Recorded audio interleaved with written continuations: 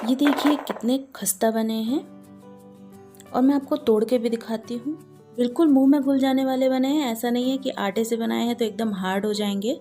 Hello everyone, welcome to my channel. आज मैं आपके साथ शेयर करने जा रही हूँ गेहूं के आटे से बनने वाले शक्करपारे की रेसिपी, जिसे शंकरपाली भी बोला जाता है या फिर मीठी निमकी भी बोला जाता है।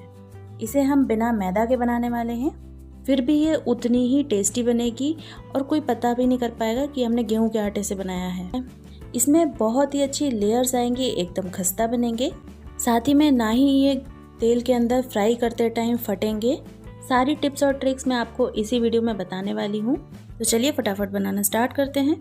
तो ये शक्करपारों को बहुत ही अच्छा टेस्ट देने के लिए मैं इसके अंदर दूध का यूज़ कर रही हूँ। आप चाहो तो पानी का भी यूज़ कर सकते हैं। तो यहाँ पर मैंने एक पतीले में ले लिया है 1/3 कप दूध।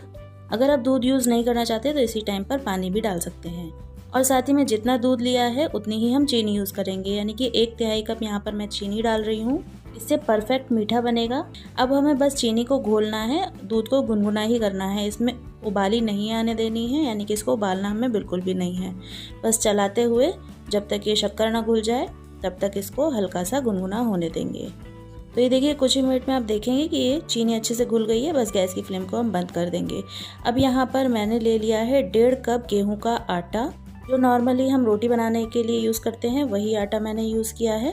और इन शक्करपारों को और ज़्यादा खस्ता बनाने के लिए इसके अंदर मैं डाल रही हूँ 2 चम्मच सूजी, जिसे रवा भी बोला जाता है। ये बारीक वाली मैं सूजी यूज़ कर रही हूँ, इससे शक्करपारे और ज़्यादा खस्ता बनेंगे। अब इसके अंदर मैं डाल रही हूँ चुटकी भर नमक। नमक से शक्करपारों में कोई भी नमकीन टेस्ट नहीं आएगा, बस मीठा थोड़ा बैलेंस हो जाता है। तो बिल्कुल थोड़ा सा चुटकी भर नमक आप ज़रूर डालिएगा। अब ये सभी चीज़ों को हम अच्छे तरीके से मिक्स कर देंगे। एकदम परफेक्ट शक्करपारे बनाने की जो जो टिप्स की ज़रूरत होती है वो मैं वीडियो के बीच बीच में बताती जाऊंगी, तो वीडियो एंड तक आप ज़रूर देखिएगा। तो अब यहाँ पर मैंने एक पैन ले लिया है और इसके अंदर मैं डाल रही हूँ 1/3 कप घी। तीनों का मेजरमेंट बिल्कुल बराबर लेना है। जितना हम घी यूज़ कर रहे हैं उतना ही मैंने दूध लिया था और उतनी ही मैंने उसके अंदर चीनी डाली थी। तो इस घी को हमें अच्छे से गर्म करना है।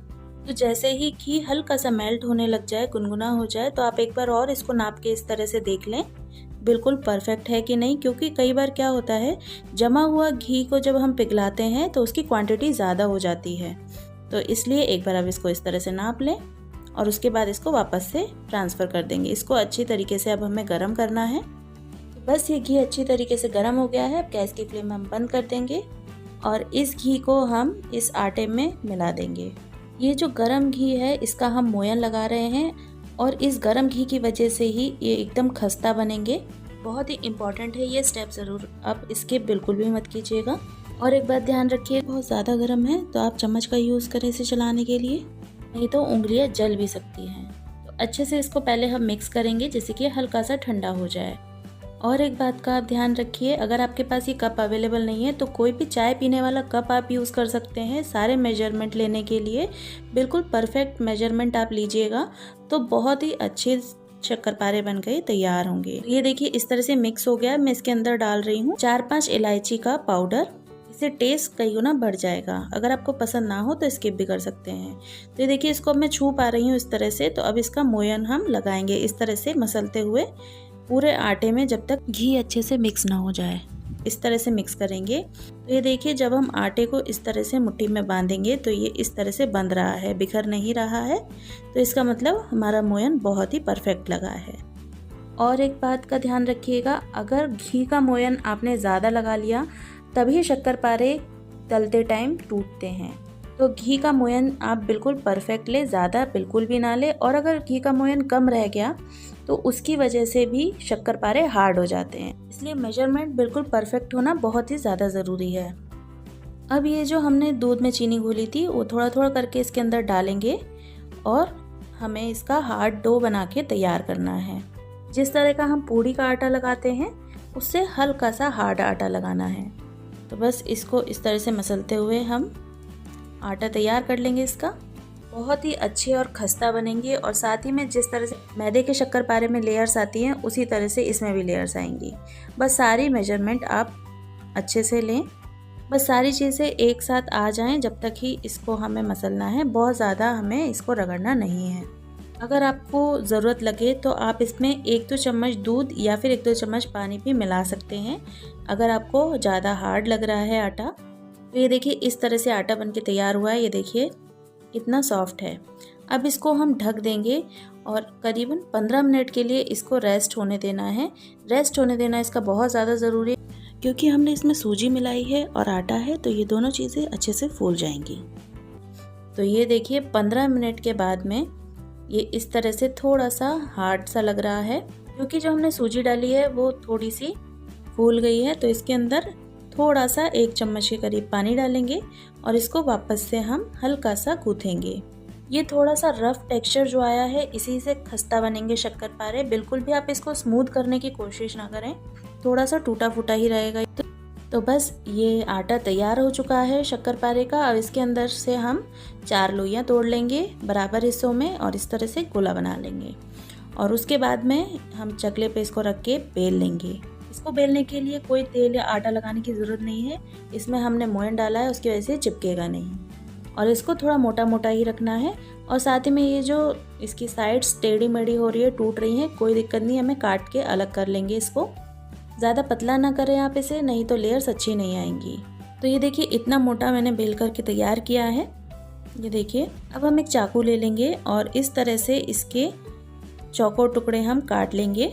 आपको जितना चौड़ा या लंबाई में अगर काटना हो तो आप लंबाई में काट सकते हैं, डायमंड शेप में काट सकते हैं। मैं इसको स्क्वायर काट रही हूँ इस तरह से। इसी तरीके से हम सारे शक्करपारे बना के तैयार कर लेंगे। अब यहाँ पर तेल लिया है, तेल बहुत ज़्यादा गर्म नहीं होना चाहिए और बहुत ज़्यादा ठंडा भी नहीं होना चाहिए। इस तरह से जब शक्करपारा हम डालेंगे तो बिल्कुल हल्का हल्का बुलबुला आ रहा है इसके अंदर, एकदम से ये ऊपर नहीं आ रहा है। तेल हमें मीडियम हॉट चाहिए और बस इसके अंदर हम शक्करपारा डाल देंगे। और शक्करपारे डालने से पहले ही आप गैस की फ्लेम को बिल्कुल कम पे कर दें, यानी कि बिल्कुल लो कर देना है। अब डालने के बाद में इसको तुरंत ही नहीं चलाना है, थोड़ी देर इसी तरह से इसको सिकने देना है। करीबन 30 से 40 सेकंड के बाद ही इसको हमें चलाना है। तो बस इसको धीमी आंच पर अब सिकने देना है जब तक ये गोल्डन ब्राउन ना हो जाए। और ये देखिए इसकी लेयर्स अपने आप खुलने लग गई है और कितने पतले डाले थे हमने और कितने फूल के बड़े हो गए हैं। एक बात का बिल्कुल ध्यान रखिएगा कि आप फुल फ्लेम पर इसको फ्राई ना करें, नहीं तो ये अंदर से कच्चे रह जाएंगे और बाद में मुलायम हो जाएंगे, इसलिए इन्हें धीमी आंच पे सेकना है। बहुत ही अच्छा गोल्डन कलर आ गया है। तो चलिए अब इन्हें निकाल लेते हैं और मैं आपको पास से दिखाती हूँ। देखिए इसकी परतें भी खुल गई हैं और बढ़िया तरीके से सिक भी गए हैं अंदर तक। और एक बात का ध्यान रखिए, बहुत ज़्यादा डार्क कलर ना करें, जैसे ही हल्का गोल्डन होना स्टार्ट हो उसी टाइम पर आप निकाल दें, क्योंकि इसकी कुकिंग प्रोसेस बाहर निकालने के बाद भी इसकी थोड़ी बहुत चलती रहती है, क्योंकि इसके अंदर हमने घी यूज़ किया है। तो वो अपने आप ही गर्म होने की वजह से ये शक्करपारे बाहर निकालने के बाद भी थोड़े थोड़े से सिकते रहते हैं। इसलिए अगर आपको गोल्डन कलर चाहिए तो आप इसको थोड़ा पहले ही निकाल लें। और ये देखिए मैं आपको तोड़ के दिखाती हूँ। ये ठंडा होने के बाद मैं आपको तोड़ के दिखा रही हूँ। जब ये गरम गरम होता है तो आपको इसका खस्तापन नहीं चलेगा, जैसे जैसे ये ठंडा होगा वैसे वैसे खस्ता होंगे। तो ठंडा होने तक तो आपको इंतज़ार करना ही पड़ेगा। बिल्कुल खस्ता बनेंगे या कुरकुरे बनेंगे। बस सारी टिप्स जो मैंने इस वीडियो में दी है वो सब फॉलो कीजिएगा।